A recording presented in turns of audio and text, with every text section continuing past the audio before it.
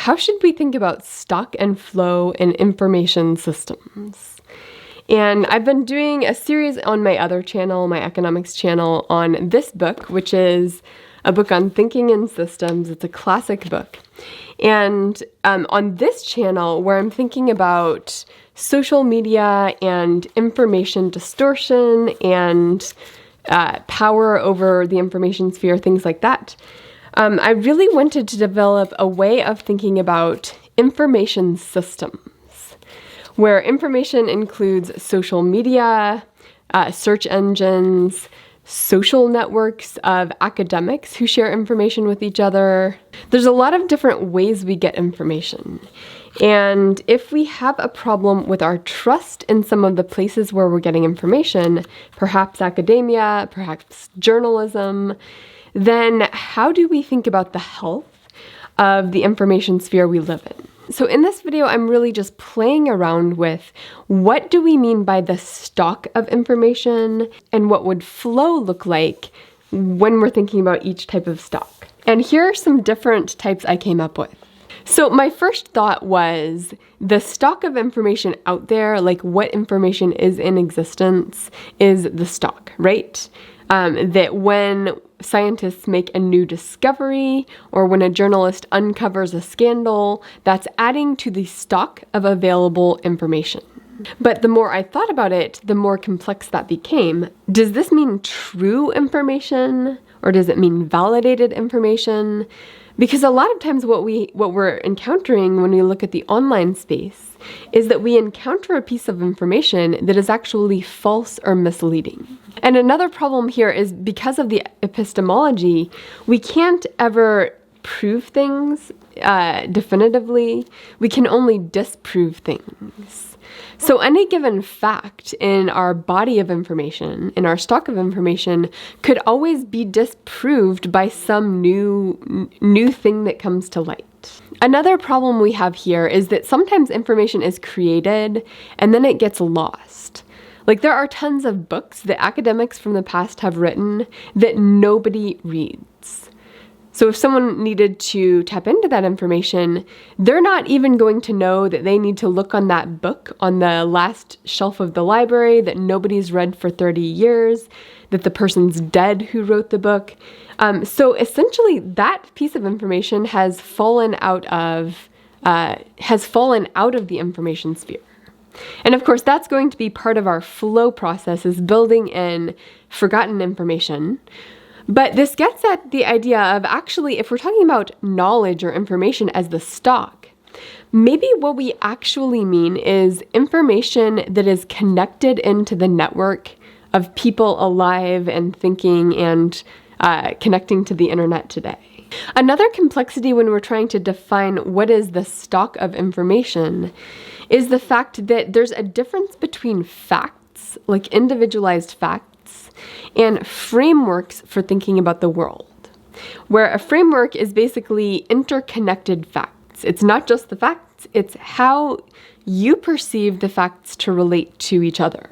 So when we talk about information, if it's not just facts, if it's entire frameworks, and there's different frameworks for thinking about things, well, I guess that's just one complexity. When we say knowledge, the knowledge might include both facts and also connections between those facts. Now, another thing about stock here is maybe it's not just knowledge that is somehow connected in the network.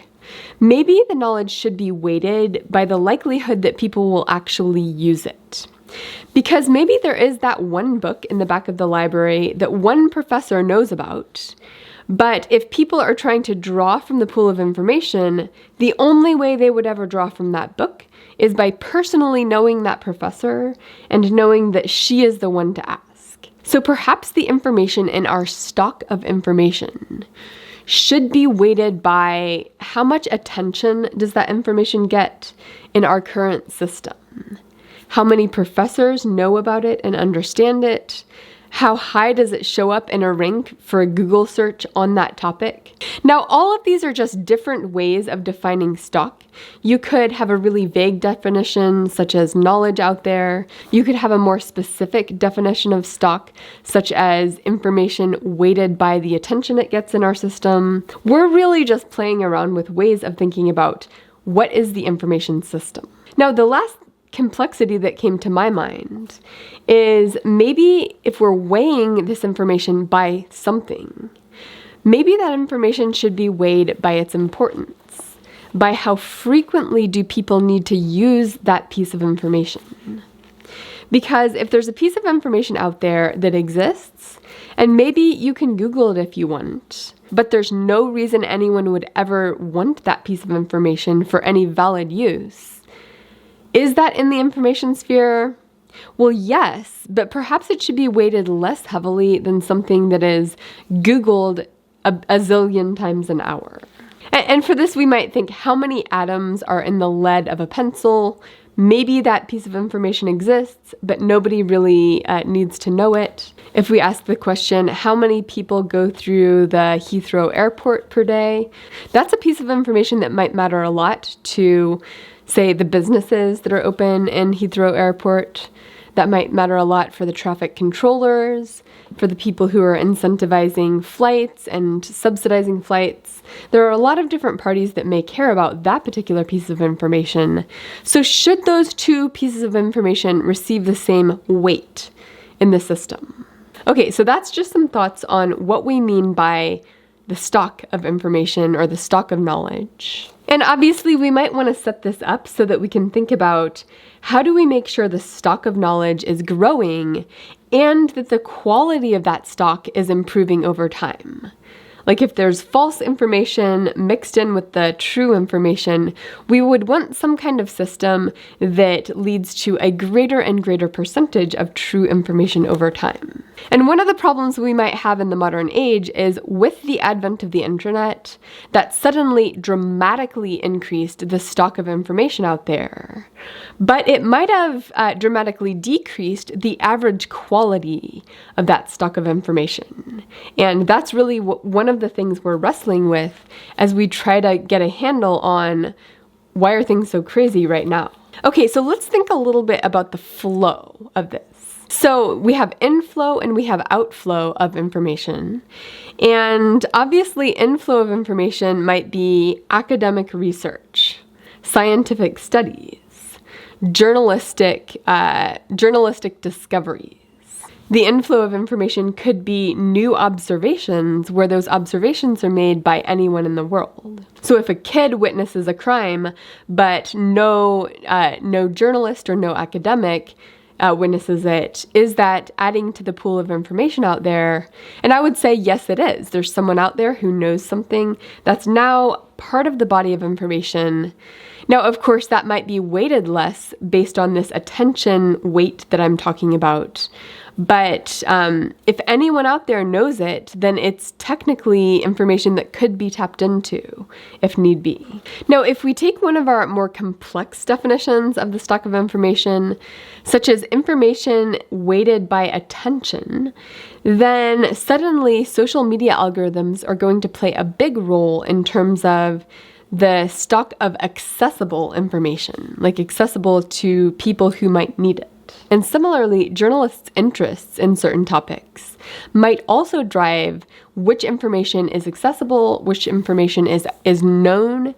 And so if you have a bunch of journalists where they're all interested in different types of topics, they're all out there researching different things, you're going to have a lot greater inflow of information than if all journalists are sort of paying attention to the same 5 topics, rewriting opinion pieces and reframing information about the same 5 topics. In fact, if I'm thinking about journalist attention, this might be one source of a leakage of information. That's this attention redundancy concept, where I'm kind of complaining that social media is channeling everybody's attention towards certain culture war things that perhaps aren't where the attention should go.